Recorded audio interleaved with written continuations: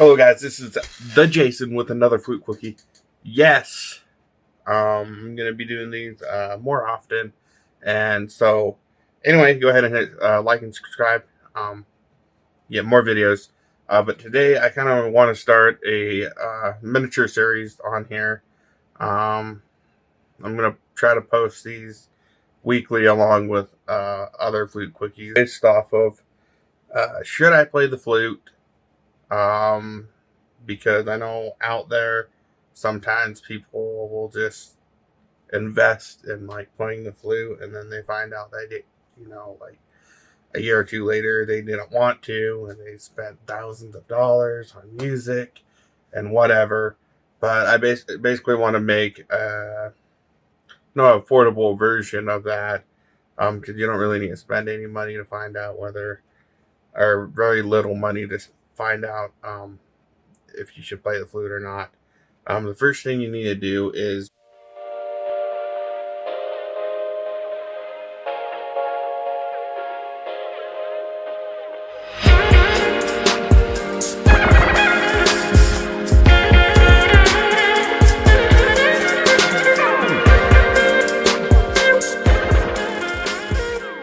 probably rent. I highly recommend it for any starters. Don't go buy, don't go buy a student flute right off the bat. Find out, go rent a flute first. Learn how to get a sound, and then make that decision when you're able to actually play the flute instead of trying to jump into something you don't really know that much about. So this series just is basically getting you up to getting to whether you want to or getting a good enough sound to be able to go out there and just start trying flutes for yourself. Yet your sound might not be developed, but at least you'll be able to tell if a flute's easier or harder for you to play depending on your embouchure at the time. Today we're gonna go over my little head joint, and let's just do a basic 101 video on this. I don't want to make it too hard. So yeah, I got this. And the very first thing I want you to do is go poo, poo, poo, poo, and just a head joint. And remember, first thing you need to do is to rent the flute, to whether to know, like I said, you're trying to answer that question. So rent the flute and then take head joint out right now. And let's get started here. So let's do 3 of them. Just blow in and very softly, gently.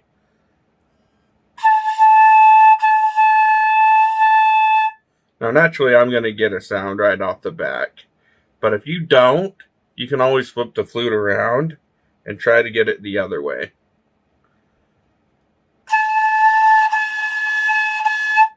That actually might come out a little bit easier depending on, because it's not like an actual, riser. It kind of depends on the head joint. But if you can get it that way, get a focused sound in and then flip it back around. 3 installments.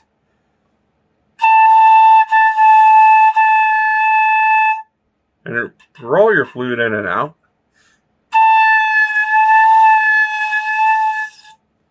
So now you know the flexibility. So now you just got a basic sound, and it could take you some time.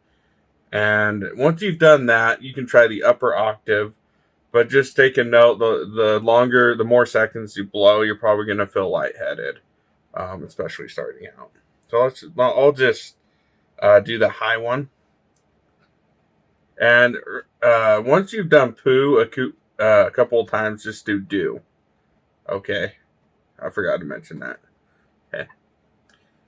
And then I'm going to think D for the upper octave on this.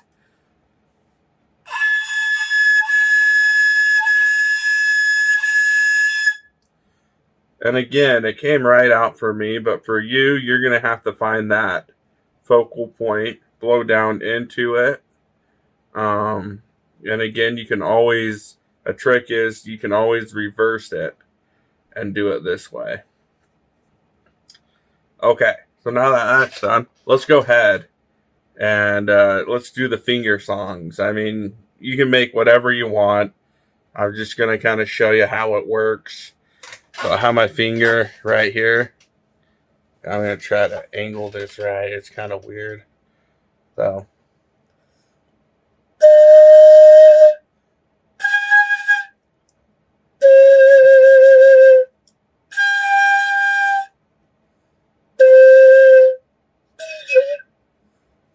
And see, you can kind of do melody depending on the shape and size of your finger. You can do different things. And once you're able to define your pitch through the finger tones, you can add your foot joint. Okay? So once you've done this, and this could probably be done within the first 2 weeks, if not bumped. I mean, some of you might get it in the first week, no problem. But I would just practice this until you get kind of that solid defining note by notes with a few notes that you can create. And then we're going to add a key right here. The footer, you're probably not going to have a B foot. It's probably going to be a C. But it's possible that your rental is a B foot, and that in that case is a might be an open hole. Most likely will. And if it's the open hole, never start with an open hole without the hole stoppers. Yeah. So make sure you have the hole stoppers in, or have hole stoppers if you do have an open hole flute that you're renting. Make sure they have those for you. If not, then just get a C flute, okay? Trust me. Okay. And now that you have this, you can make a little song here. I'll go ahead. Let's see if I can get dialed back in. Kind of a little bit tricky here.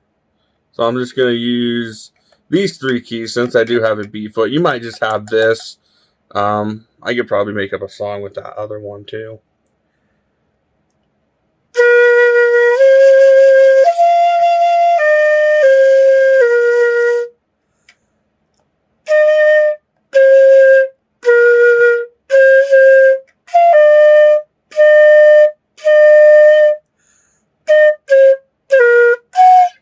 So I keep on hitting this. I haven't really done it on this flute, but yeah, sorry.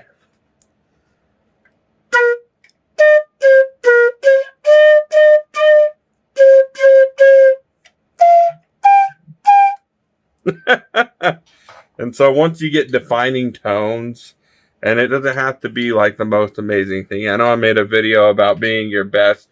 Do not think about that. It's not the time of thinking that. Your best is actually getting your tone out and getting a solid tone. That is your goal. That is your best you need to shoot for. Because if you can do that, then you can work on the other things. Okay? So. And then, yeah. And so I just want to end with that first video. Like I said, doesn't really cost any money, just a rental of the instrument. Anyway, until next time, till video 2, peace out.